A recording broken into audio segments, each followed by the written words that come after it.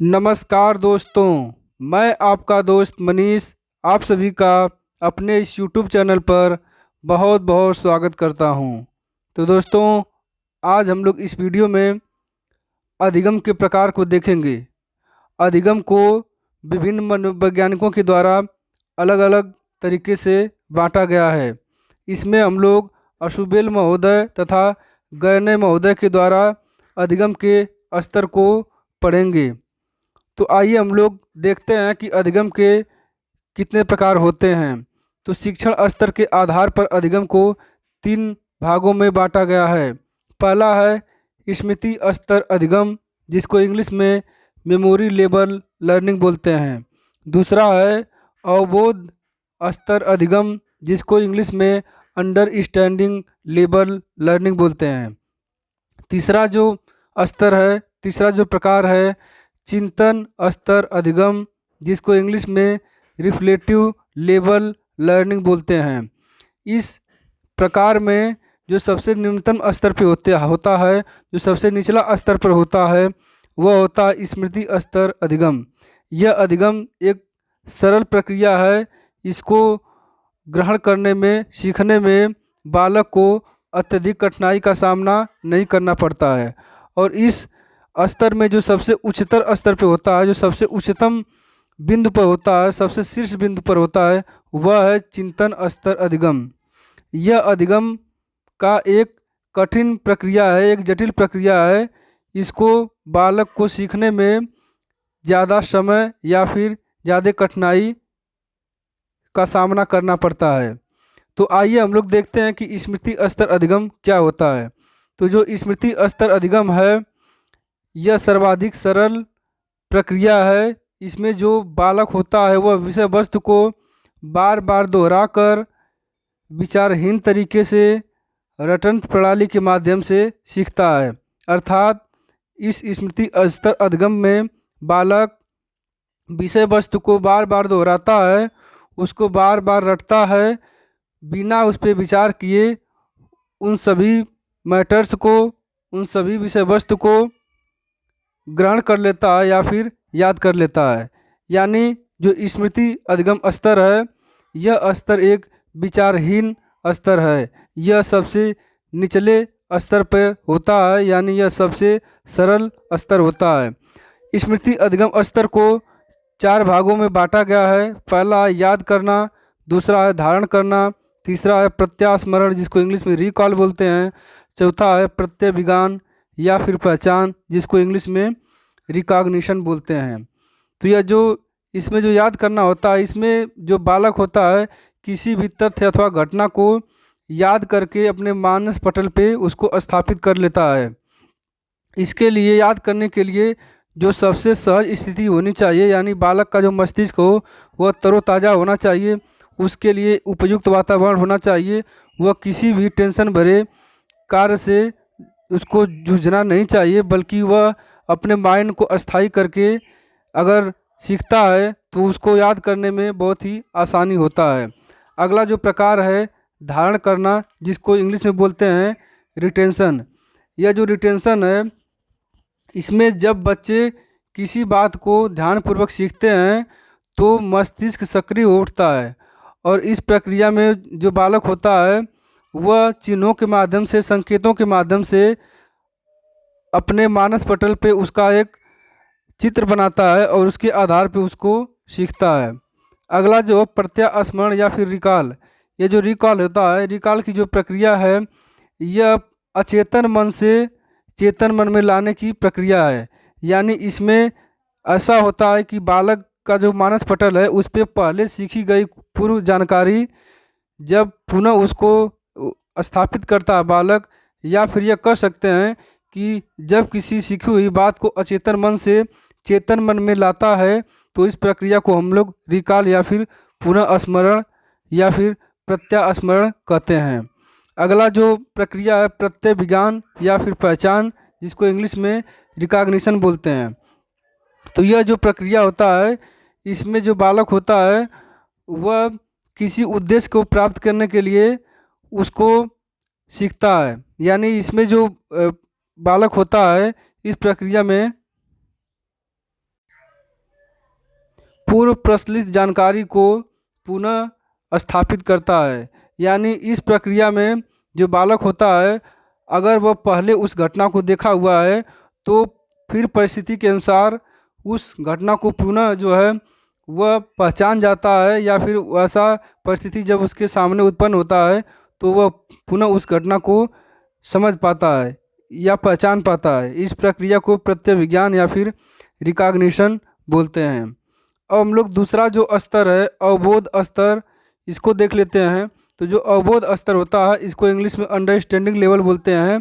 और इस स्तर में जो बालक होता है वह सूचनाओं व तथ्यों के बीच संबंधों को समझना तथा तार्किक व्यवहार का प्रयोग करना सीख जाता है।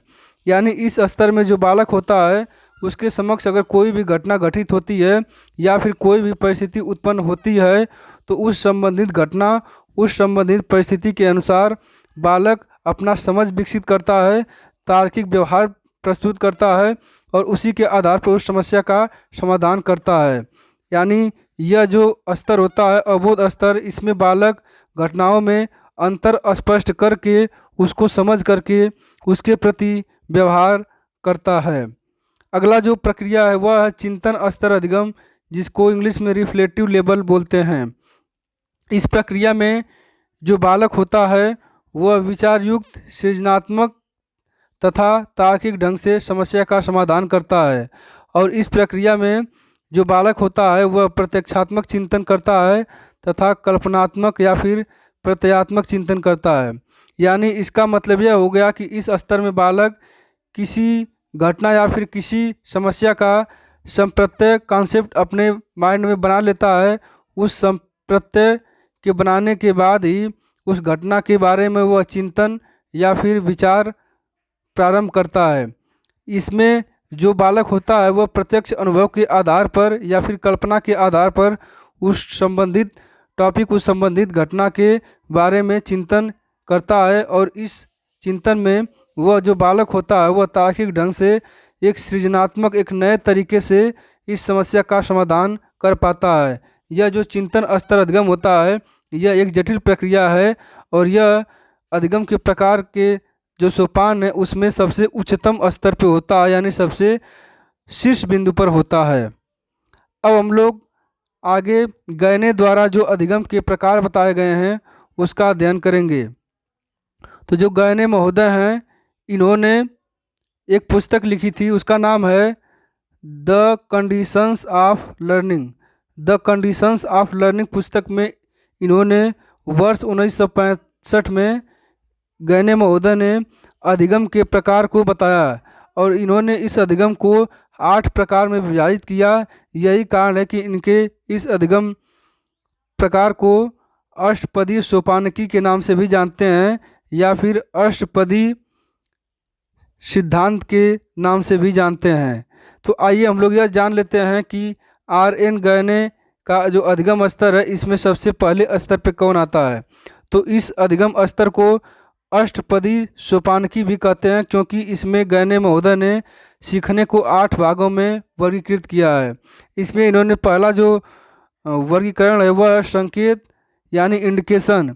इसमें यह बताया गया है कि जो बालक होता है वह संकेत के माध्यम से किसी विषय वस्तु को सीखता है। जैसे मान लीजिए आप रास्ते पे जा रहे हैं और रेलवे क्रॉसिंग है तो वहाँ पे अगर रेड कलर का लाइट जल रहा है तो आप समझ जाएंगे कि यहाँ पे रुकने के लिए कहा जा रहा है। अगर ग्रीन कलर का है तो आप समझ जाएंगे कि यहाँ से चलने के लिए कहा जा रहा है। या फिर येलो कलर का है तो यह आप समझ जाएंगे कि यह अब चलने के लिए तैयार होने की प्रक्रिया को जो है इंगित कर रहा है। यानी इस अधिगम स्तर में जो बालक होता है वह संकेतों के माध्यम से सीखता है। और इस प्रकार का जो अधिगम होता है वह क्लासिकल अनुबंधन यानी जो पावलोव महोदय के द्वारा क्लासिकल अनुबंधन थ्योरी दिया गया था उसका जो संबंध है वह संकेत अधिगम से है। कई बार एग्जाम में यह पूछा गया है कि संकेत अधिगम का संबंध किस सिद्धांत से है, तो यह क्लासिकल अनुबंधन सिद्धांत जो कि पावलोव के द्वारा प्रतिपादित किया गया है उसी से संकेत अधिगम का संबंध है। अगला जो स्तर है, अगला जो प्रकार है वह है उद्दीपक अनुक्रिया अधिगम। यह जो उद्दीपक उद्दीपक प्रक्रिया अधिगम है, इसको SR भी बोलते हैं। एस का मतलब स्टिमुलस तथा R का मतलब रिस्पांस होता है। तो इस अधिगम स्तर में जो बालक होता है उसके समक्ष जब कोई उद्दीपन या फिर जब कोई लक्ष्य आता है या फिर जब कोई समस्या आता है, तब उसके निराकरण के लिए, उसके समाधान के लिए बालक कोई अनुक्रिया करता है। अनुक्रिया को इंग्लिश में रिस्पांस बोला गया है। और यह जो अधिगम स्तर है, यह स्किनर महोदय के द्वारा दिया गया जो क्रिया प्रसूत का अधिगम स्तर है, क्रिया प्रसूत सिद्धांत, यह जो है उद्दीपन अनुक्रिया अधिगम स्तर से ही संबंधित है। यानी अगर एग्जाम में यह पूछता है कि गयने द्वारा दिए गए निम्नलिखित में से कौन सा अधिगम का प्रकार स्किनर के क्रिया प्रसूत सिद्धांत से संबंधित है, तो यह होगा दूसरा उद्दीपक अनुक्रिया अधिगम सिद्धांत। यहाँ ध्यान देने वाली बात यह है कि गयने महोदय का जो यह क्रमवार तरीके से अधिगम प्रकार है, इसका क्रम भी जानना जरूरी है, क्योंकि इसका क्रम भी पूछ सकता है कि तीसरे स्थान पे कौन आएगा, दूसरे स्थान पे कौन आएगा, या फिर क्रम बदलने के लिए भी दे सकता है। अब हम लोग अगले अधिगम प्रकार पे चलते हैं। तीसरा है श्रृंखला अधिगम। श्रृंखला अधिगम का मतलब यह हुआ कि बालक कोई भी जब विषय वस्तु सीखता है तो उसको एक क्रमवार तरीके से, एक श्रृंखलाबद्ध तरीके से सीखे। जैसे मान लीजिए बालक को अगर हिंदी भाषा सीखना है तो सबसे पहले वह वर्ण को, अक्षर को, वर्णमाला को, फिर शब्द बनाना, फिर वाक्य बनाना, वाक्य से फिर पैराग्राफ, फिर गद्य पद्य, फिर धीरे धीरे करके वह साहित्य की तरफ बढ़ेगा। यानी बालक जो है एक श्रृंखलाबद्ध तरीके से वह अधिगम को करेगा, यानी श्रृंखलाबद्ध तरीके से वह सीखेगा। जैसे अगर कोई बालक है तो उसे सबसे पहले साइकिल चलाना सीखना चाहिए, फिर स्कूटर, फिर कार, फिर ट्रक, यानी वह एक छोटे से लेकर के बड़े स्तर तक सीखेगा। अगला जो चौथा स्तर है वह है शाब्दिक अधिगम। शाब्दिक अधिगम में बालक शब्दों, वाक्यों, वार्तालाप, साहित्य, लेखन, अक्षरों, चिन्हों, आवाज़ों का सही प्रयोग करना सीख जाता है। यानी जब बालक शब्दों के माध्यम से अपने दैनिक जीवन में होने वाले सभी उपयोग के विषय वस्तुओं को सीखता है, जैसे शब्दों के द्वारा वह अपने बातों को, अपने विचारों को आदान प्रदान करता है। अगर वह वाक्य सीखता है, वार्तालाप में उस शब्दों, उस वाक्यों का प्रयोग करता है। अगर वह साहित्यिक चिंतन करता है, कुछ लेख लिखता है, अक्षरों एवं चिन्हों अथवा आवाज़ों का सही ढंग से प्रयोग कर पाता है, तो इसके अंतर्गत हम लोग यह शाब्दिक अधिगम को रखेंगे। यानी यह इन सभी कार्यों को अगर बालक कर ले रहा है तो यह कहा जा सकता है कि उसके अंदर शाब्दिक अधिगम का विकास हो रहा है या फिर हो चुका है। अगला जो प्रकार है वह है बहुविभेदन अधिगम। इस बहुविभेदन अधिगम में जो बालक होता है वह दिए गए विषय वस्तु में अंतर करके उसको स्पष्ट करके ही सीखता है। जैसे बालक के समक्ष अगर त्रिभुज और आयत है तो उस त्रिभुज और आयत को सीखने के लिए वह उन दोनों आकृतियों में अंतर करके तब उसको सीखेगा। जैसे वह अंतर करेगा कि जो त्रिभुज होता है इसकी 3 भुजाएं होती हैं, जबकि जो आयत होता है उसकी 4 भुजाएं होती हैं, और जो रेक्टेंगल है इसकी जो चारों भुजाएं होती हैं, इसके जो आमने सामने की भुजाएं होती हैं वह आपस में बराबर होती हैं, तथा इसके जो प्रत्येक कोण होते हैं वह 90 अंश होते हैं। जबकि जो त्रिभुज होता है इसका प्रत्येक कोण अगर समबाहु त्रिभुज है तो वह 60 से 60 अंश का होगा, और संपूर्ण त्रिभुज का अगर कोण की बात किया जाए तो टोटल उसका जो योग होगा वह 180 अंश होगा। यानी बहुविभेदन अधिगम में जो बालक है वह विषय वस्तु को विषय वस्तु में अंतर स्पष्ट करके उनको सीखता है। अब छठवें प्रकार पे चलते हैं। इसमें जो है संप्रत्यय अधिगम यानी कॉन्सेप्ट लर्निंग। इसमें जो बालक होता है वह अपने मानस पटल पर वस्तुओं, व्यक्तियों, प्राणियों या फिर घटनाओं का कॉन्सेप्ट बनाता है और उस कॉन्सेप्ट के माध्यम से उसको सीखता है। अगला जो प्रकार है वह सिद्धांत अधिगम। इसमें जो बालक है वह सैद्धांतिक तरीके से विषय वस्तु को सीखता है। जो सिद्धांत होता है वह सिद्धांत हमें यह बताते हैं कि कोई भी कार्य हमें क्यों करना चाहिए, कब करना चाहिए तथा कैसा करना चाहिए, कैसे करना चाहिए। यानी कब, क्यों, कैसे का उत्तर हमें अधिगम यानी जो सिद्धांत होता है, सिद्धांत के माध्यम से ही हमें कब, क्यों, कैसे का उत्तर मिल पाता है। तो इसमें जो सातवां प्रकार है वह सिद्धांत अधिगम यानी सिद्धांत के माध्यम से किसी विषय वस्तु को सीखना। इसमें जो सबसे टॉप पर है, सबसे शीर्ष बिंदु पे है, वह है समस्या समाधान अधिगम। यानी जब बालक के समक्ष कोई भी समस्या उत्पन्न होती है तो उस समस्या के समाधान हेतु बालक जो भी क्रियाएं करता है उन सभी क्रियाओं को सम्मिलित रूप से समस्या समाधान अधिगम के अंतर्गत रखा जाता है। जैसे अगर बालक समस्या समाधान के लिए अवलोकन, विश्लेषण, तर्क, चिंतन, विभेदन, कल्पना इन सभी का अगर प्रयोग करता है तो यह इस प्रकार का जो सीखना होता है वह समस्या समाधान अधिगम के अंतर्गत आता है। ये जो समस्या समाधान समाधान अधिगम है यह गयने महोदय के द्वारा दिए गए अष्टपदी सोपानकी अधिगम का सबसे सर्वोच्च चरण है।